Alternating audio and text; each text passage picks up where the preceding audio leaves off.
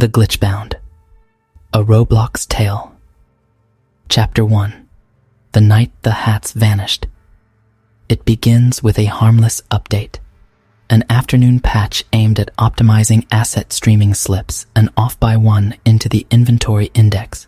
Servers redistribute textures by shard, and a handful of storefront IDs pull the wrong assets. At first, players laugh. The rare wizard hat appears as a cardboard box. The popular feathered cap turns into a flat sprite, and entire outfits render as jagged color blocks. Memes spread across forums and social feeds. Streamers milk the chaos for content. Then the losses stop being funny. A prominent collector, a community figure known for an impeccably curated wardrobe, wakes to empty shelves. His most prized hats are gone from his public profile and invisible in his inventory, while trade receipts still show purchase history. A few traders notice identical items disappearing only to reappear in other accounts, sometimes with altered custom names or timestamps. Panic ripples through trading channels. Investigation points to a mismatch between client-side caching and server-authoritative item registries. During high load, the authoritative service occasionally points clients at stale shard indices. Some users get incomplete fetches.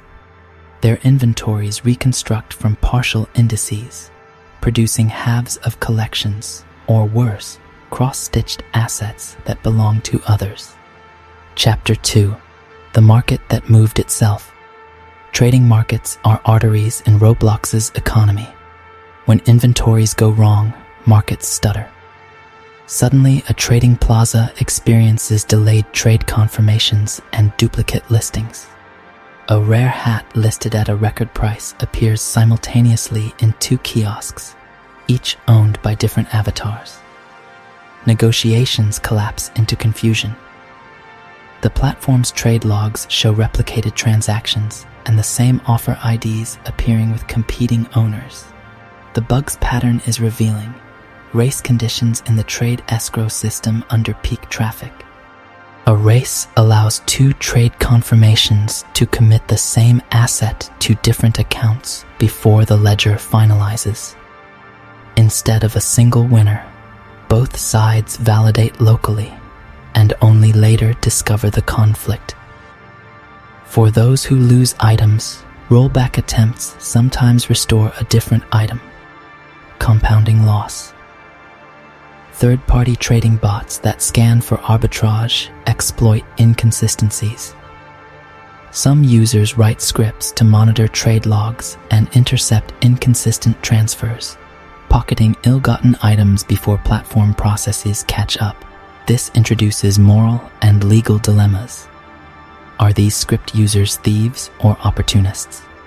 Commerce and community trust erode as more accounts report phantom transfers and frozen funds. Chapter 3. The Invisible Map. Maps constructed by builders begin to fail in a different way. Certain user-created worlds start loading with invisible geometry, platforms without collisions, stairs that teleport players off the map, and walls that render visually but allow passage. A survival obby becomes a death trap as invisible ledges give way and players fall into voids. One popular murder mystery map spawns players outside the playable area. Game loops break and matches cannot continue. Logs point to asset bundling and LOD, level of detail prioritization, gone awry. When the engine streamlines for mobile clients, it incorrectly substitutes high detail meshes with empty shells. In other cases, custom collision meshes uploaded by creators are ignored in the physics stage due to malformed parameter data in an update's serialization routine.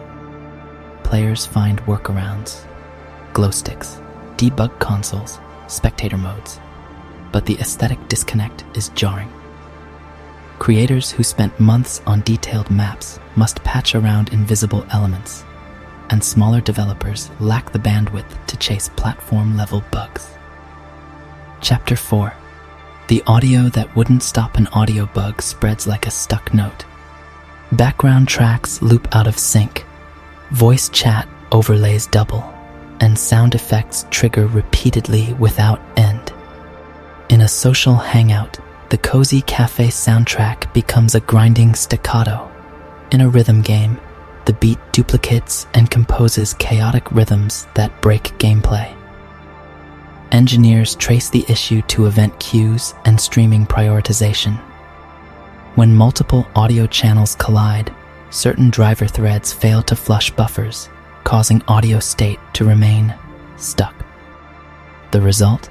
Clients continuously replay small audio slices. In extreme cases, this leads to runaway CPU usage, audio artifacts, and crashes. Players discover strange emergent behavior, children of audio spools that persist across sessions, playlists that propagate from server to server, and cursed sound clips that appear in seemingly unrelated games. The community names several infamous tracks. An extended bug remix of a promo jingle becomes a meme, resurfacing in fan edits.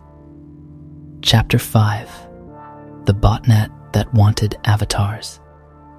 This chapter moves from weirdness to malice. As bugs proliferate, opportunists weaponize them. A cluster of compromised accounts, infected by reused passwords and automated scripts, forms a botnet that mass claims expired assets, inflates item prices, and behaves like a swarm of automated avatars. Their presence shows as coordinated behavior, avatars congregating in certain trade hubs, mass-liking or downvoting creations to manipulate visibility, scraping market data, and participating in vote-based systems to skew outcomes. Worst of all, some bots systematically trigger asset duplication paths discovered in race condition windows. The platform fights back with detection algorithms and rate limits, but creative operators adapt. Social engineering and leak exploitation remain human vectors. A low-level developer with access to an internal tool reuses keys. A plugin author with poor security introduces leaks, or an automated scraper hijacks session tokens. Chapter 6: The Artifact. A broken script with memory. Amid the chaos emerges a different phenomenon, a corrupted script fragment that behaves like a persistent ghost. Uploaded by a novice scripter experimenting with data stores, the fragment is malformed but not inert. It attaches itself to object states and, under certain timings, replicates across saved instances. More disconcerting, it stores metadata. Snapshots of the player's last session, partial chat logs, and tiny snippets of state. At first it appears to be a just bad save, but one collector studies the fragment and finds timestamps that don't match their region and fragments of conversations they never had. The artifact's metadata seems to be a collage assembled from many sessions, a palimpsest of experiences. The fragment is dubbed an echo script by the community. Some treat it as treasure. Modders analyze its binary patterns and recover slices of abandoned creations. Others fear it. The echo script feels like a leak in the world's membrane. Private moments are stitched into a public object. The ethical stakes become personal when a creator finds private messages stitched into an asset they published.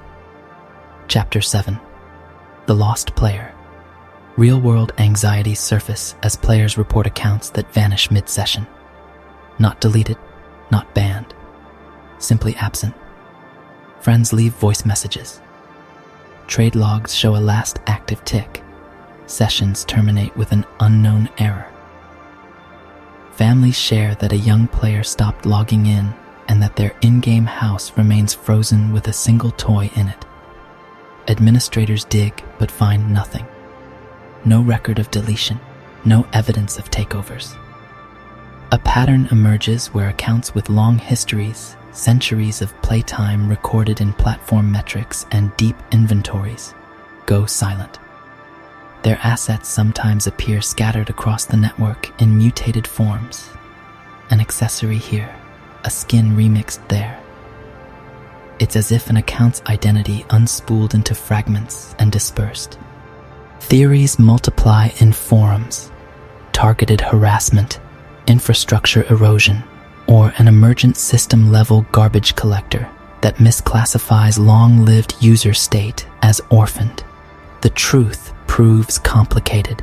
Edge case bugs in backup rotation schedules combined with unusual namespace collisions can cause certain profiles to be treated as expired. When recovery runs, fragments are restored unevenly. Chapter 8.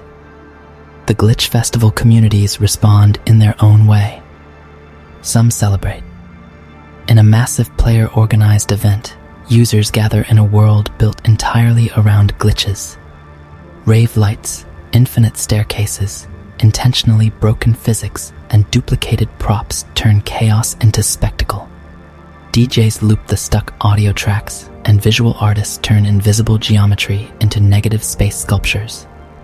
It's joyous, anarchic, and a kind of therapy. Yet the festival also surfaces ethical questions. Is normalization of bugs a coping mechanism that reduces pressure on platform engineers? Does turning broken systems into entertainment hide the damage done to creators who lost livelihoods? The festival highlights both the resilience and the fragility of the ecosystem. Chapter 9. The hotfix that forgot time. A major patch arrives, promising fixes and safeguards.